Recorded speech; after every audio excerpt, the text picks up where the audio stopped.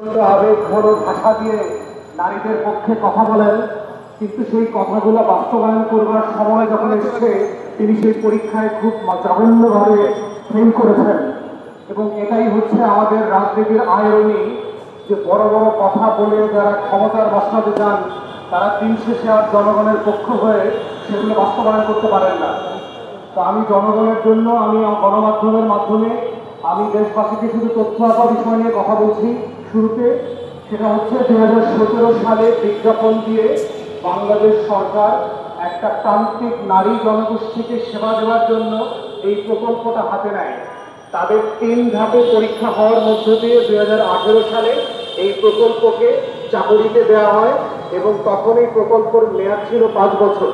কিন্তু প্রকল্পের যে কর্মপরিকল্পনা ছিল সেখানে চুক্তিতে বলা ছিল যে 5 বছর পরে এই তথ্য আপনাদেরকে পার্মানেন্ট করা হবে। কিন্তু আমরা দেখলাম যে 22-23 সালে 5 বছর মেয়াদ পেরিয়ে গেলেও তাদেরকে স্থায়ীকরণ না করে 1 বছর করে মেয়াদ বাড়ানো হচ্ছে। সর্বশেষ আর 1 বছর বাড়িয়ে এই প্রকল্প বাতিল করা হয়েছে। এখন প্রশ্ন হচ্ছে যে রাষ্ট্র তার নাগরিকদের সাথে চাকরির শর্তে কোনো ওয়াদা দিলে সেই ওয়াদা থেকে সে ফিরে আসতে পারে কিনা। ফিরে আসতে পারে 2 জায়গাতে। যদি সেই প্রকল্পের চুক্তিতেই তেমনটা বলা থাকে তাহলে সে রাষ্ট্র সেটা করতে পারবে যে 5 বছর পরে এই প্রকল্প বাতিল হয়ে যাবে। এই কথাটা কোথাও বলা ছিল না, বলা ছিল ঠিক উল্টো, যে 5 বছর পরে তাদেরকে চাকরিতে স্থায়ীকরণ করা হবে। দ্বিতীয় যেটা, যে কারণে তারা পারে না, সেটা হচ্ছে যদি তারা গোল্ডেন হ্যান্ডশেকের ব্যবস্থা করে তখন তারা চুক্তি থেকে ফিরে আসতে পারবে। কয়েকশো কোটি টাকা অথবা কয়েক হাজার কোটি টাকা ক্ষতিপূরণ দেওয়া সাপেক্ষে একটা গোল্ডেন হ্যান্ডশেক প্রজেক্ট হাতে নিতে হবে। কিন্তু সরকার তেমন কোনো উদ্যোগও হাতে নেয় নাই যে প্রত্যেকটা নারীকে 20 কোটি 50 কোটি অথবা সে সারা জীবন চাকরি করলে যে কয় টাকা পেনশন পেতেন এবং যে কয় টাকা বেতন আকারে উপার্জন করতেন সেই টাকাটা সরকার ওয়ান অফ দিয়ে দিবে। অথচ সেই বাস্তবতায় আমরা দেখতে পাচ্ছি রাষ্ট্র যে ওয়াদা করেছিল 2017 সালে সেই ওয়াদা আজকে ডাউন ভাবে তারা ফেল করেছে ওয়াদা পূরণ করতে। এবং এমন একটা সরকার যারা গণ অভ্যুত্থানের 1400 শহীদের রক্তের উপরে দাঁড়িয়ে এই বাস্তবায়ন করবার দায়িত্ব নিয়েছিল। গত বছর আমাদের ছেলে মেয়েরা দেয়ালে দেয়ালে মিছিলে মিছিলে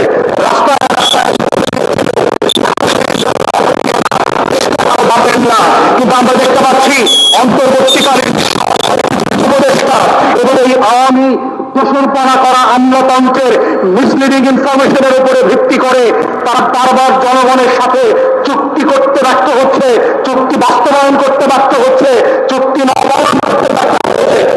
এই ব্যর্থতার দায় মহিলা এবং নারী বিষয়ক উপদেষ্টা যিনি আছেন তিনি দেখাতে পারেন না। তাকে বারবার বোঝানো হয়েছে এবং ওনার দুর্নীতিবাজ আম্মারা সারা সরকারকে বুঝিয়েছে এটা নাকি আওয়ামী প্রজেক্ট। এই 2000 নারী কর্মী নাকি আওয়ামী লীগের নেতা কর্মী এবং কর্মকর্তা কর্মচারী। তখন আমরা বারবার বলেছি তাহলে আপনারা কেন গোয়েন্দা সংস্থা দিয়ে তথ্য বাছাই করছেন না, যাচাই বাছাই করছেন না? যাচাই বাছাই করে তারা বলেছে 70-80 জন নাকি 2000-এর মধ্যে পাওয়া গেছে যারা ছাত্রলীগ আওয়ামী লীগ করতেন অথবা আওয়ামী পরিবারের। 5-7 জন পাওয়া গেছে গোপালগঞ্জে এবং 187 জন পাওয়া গেছে নাকি হিন্দু।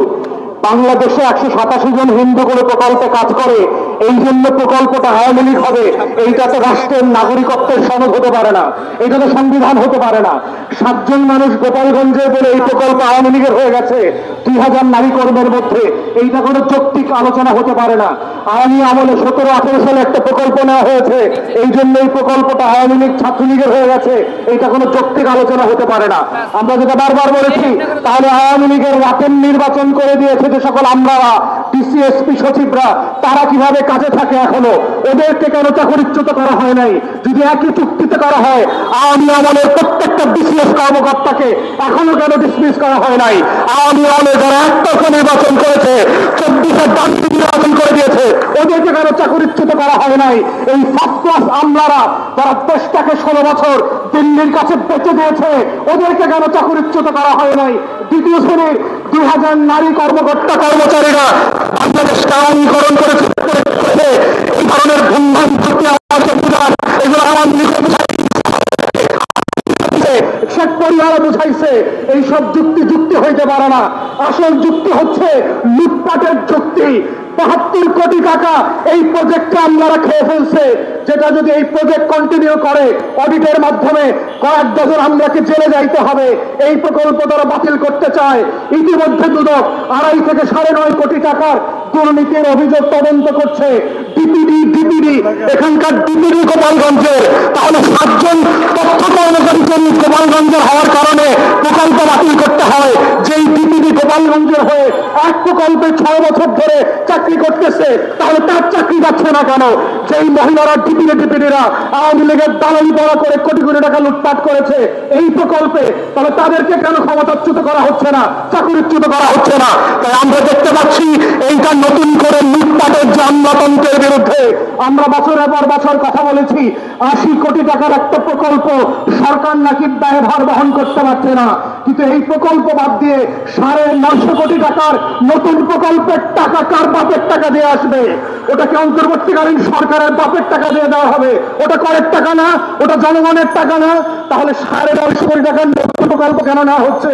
কারণ এই আমলারা নতুন চুরি করতে চায়। পুরাতন প্রকল্পের চুরির দিন শেষ হয়ে গেছে।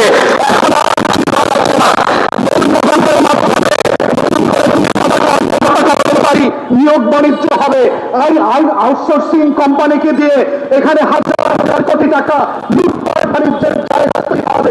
এইগুলো হচ্ছে আসল বাচ্চা। এটাই হচ্ছে আওয়ামী আমলারা নতুন করে সরকারকে বুঝাচ্ছে কেন এই প্রকল্প থাকতে পারবে না।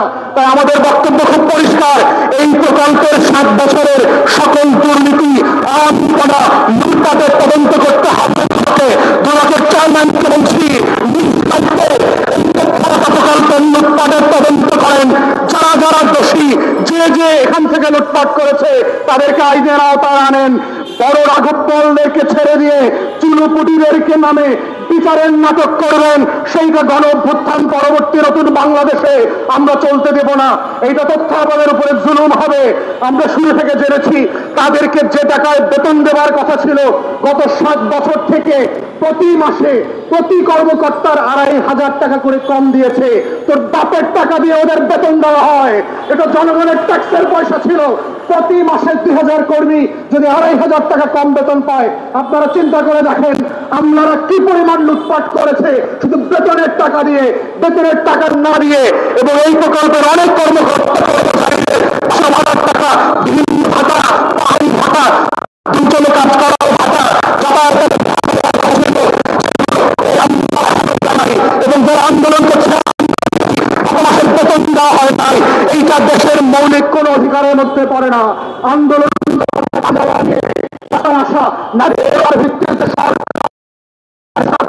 দেন দরবার করা আমাদের সংবিধান সিদ্ধ এবং আন্তর্জাতিক আইনের যে ট্রেড ইউনিয়ন রুলস আছে সেই রুলসের সাথে আন্দোলন করবার জন্য।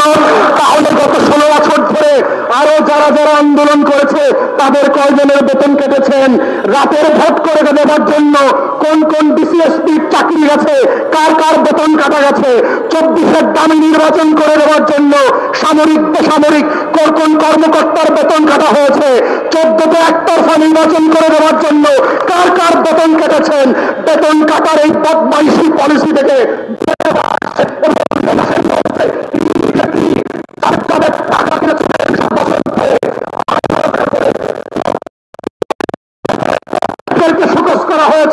শোকজ থেকে ফিরে আসবেন।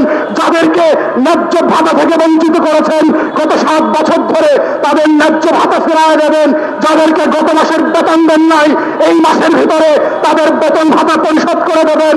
যদি আন্দোলন করবার কারণে ন্যায্য দাবি নিয়ে মাঠে নামার কারণে কারো চাকরিচ্যুত হয়, কোনার কসম কোন অন্তর্বর্তীকালীন সরকারের কোন ক্ষমতাধর উপদেষ্টাকে আমরা ক্ষমা করব না। 24-এর গণ অভ্যুত্থান যেই প্রতিবাদ করতে আমাদেরকে শিখিয়েছে, অন্যায়ের বিরুদ্ধে, বৈষম্যের বিরুদ্ধে, অন্যায্যতার বিরুদ্ধে, অধিকার হরণের বিরুদ্ধে, তার প্রত্যেকটা লড়াই সংগ্রাম চলবে। উপদেষ্টাকে বলছি, যেই যে উপদেষ্টারা মিসলিড হয়েছেন, অন্যায্যভাবে এই প্রকল্পগুলোর দায়িত্ব পালন করছেন না, তাদেরকে ডিসমিস করেন। এই ধরনের অযোগ্য উপদেষ্টাদের চাকরিতে থাকার দরকার নাই। তারা দেশের জন্য বোঝা, রাষ্ট্রের জন্য বোঝা, জনগণের গণ-অভ্যুত্থান পরবর্তী নতুন আকাঙ্ক্ষার জন্য বোঝা। এবং এই কারণেই মহিলা এবং নারী বিষয়ক উপদেষ্টার এই চাকরিতে থাকার কোন চুক্তি